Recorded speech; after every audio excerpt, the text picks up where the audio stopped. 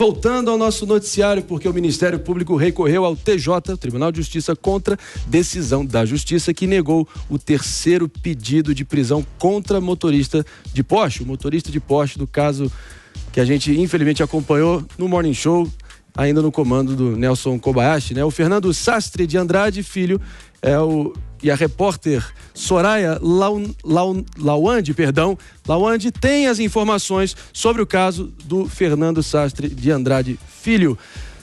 Por favor, uma atualização vai ser muito bem-vinda aqui sobre esse caso que, infelizmente, mostrou a disparidade no acesso à justiça no nosso Brasil, infelizmente, mais uma vez.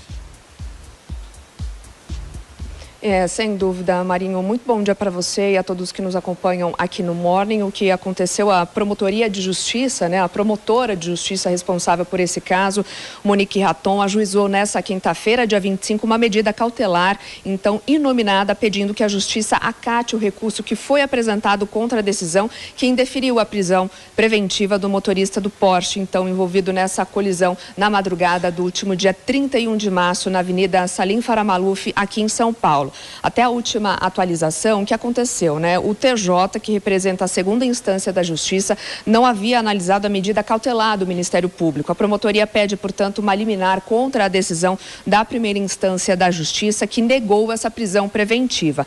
Para a promotoria, o que acontece? Além do caso preencher os requisitos autorizadores dessa prisão preventiva, né? Em nota, o que eles dizem, abre aspas, exige por parte do acusado ato de influência no depoimento de testemunha constatado após a disponibilização das gravações das imagens policiais, fecha aspas. A nota ainda diz o seguinte, que essa citação faz referência ao depoimento que foi dado pela namorada do motorista e que deu informações ali idênticas àquelas apresentadas pela mãe do acusado. O recurso frisa ainda que o homem figura em outros 2 boletins de ocorrência envolvendo acidentes automobilísticos. Em um desses registros consta a informação de que ele atingiu 2 motociclistas, então, com o seu veículo. Lembrando que no último dia 29 de abril, a promotoria ainda denunciou o condutor do Porsche por homicídio doloso qualificado, que tem uma pena entre 12 a 30 anos de reclusão e lesão corporal gravíssima, que pode elevar ainda a pena total em 1/6, ambos na modalidade dolo eventual. Ainda para finalizar também, a nota do Ministério Público diz que o choque entre 2 veículos causou a morte de um motorista de aplicativo e também ferimentos gravíssimos na vítima que ia no banco do passageiro da Porsche que Fernando Sastre dirigia. Mais um daqueles casos que infelizmente a gente vê com uma recorrência maior do que deveria ser aqui no nosso Brasil, né, Palumbo? Justiça cega e injustiça visível, né? Isso é um absurdo, eu não entendo porque ele não foi preso.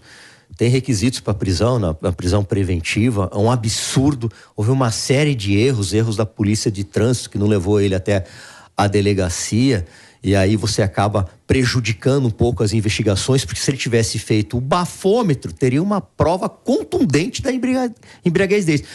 Mas a lei também é falha, Marinho. Por que é falha?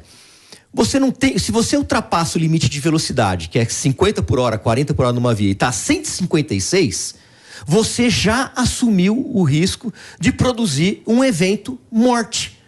Por isso que eu ingressei com um projeto de lei para dizer, quando a pessoa ultrapassa esse limite desta forma, ele cabe sim à prisão, dolo eventual, independente se está chapado, bêbado, noiado, não interessa. Ele matou um pai de família, ele matou uma pessoa que estava trabalhando. E aí a gente vê como a justiça é injusta, porque se fosse pobre, ele estaria preso, eu não tenho dúvida disso. Mas como é um playboy que deve ter muita influência nesses tribunais, né? E aí ele acaba sendo 3 pedidos de prisão, os 3 negados. Então o Ministério Público está certo, tem que lutar por justiça. Esse indivíduo devia estar preso. Um dos princípios basilares do conservadorismo, minha querida Jess Peixoto, é a aplicação equânime, igualitária da justiça, doa quem doer, seja lá a quem for.